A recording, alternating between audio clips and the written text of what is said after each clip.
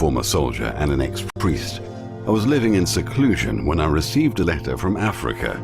It was a letter from my cousin Michael. We had served in the military together in Algeria, but had gone in different directions.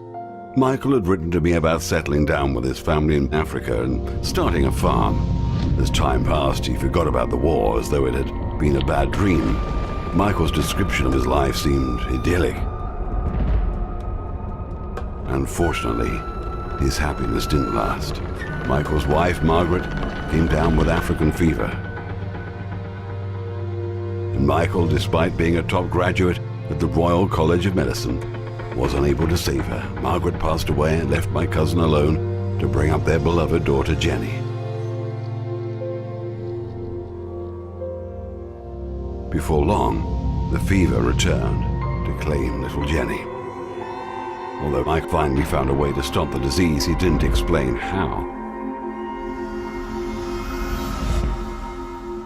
Thankfully, Jenny recovered and the worst seemed to be over.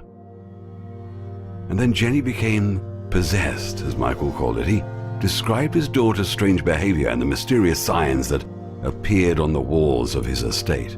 The last straw was a note Jenny had written containing just one word: help. At the end of the letter, Michael asked me to come and exorcise the demons from Jenny. He didn't know I was no longer a priest, but I couldn't say no to family.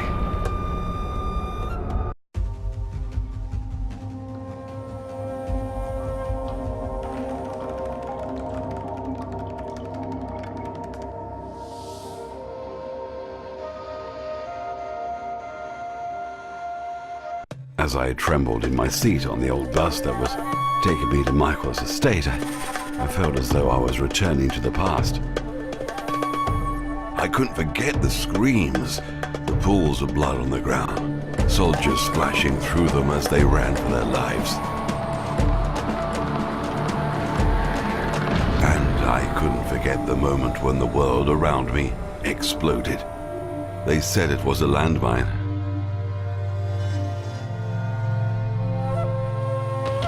That was my time to die, but the Holy Book saved me. Michael had given it to me before I'd got into battle. A metallic splinter shot towards my heart, but the pages of the book stopped it before it pierced my flesh. This event changed my life. My fellow soldiers nicknamed me the Saint, and I devoted my life to God. But fate made a mockery of my salvation. I would get piercing headache, and I started seeing horrific things. I began to think the devil himself had possessed me, and that I should no longer be a priest. Now, a former priest who believes the evil one lives in him is on his way to exorcise a young girl. How unsearchable are his ways! His thoughts are beyond understanding. I have arrived at last.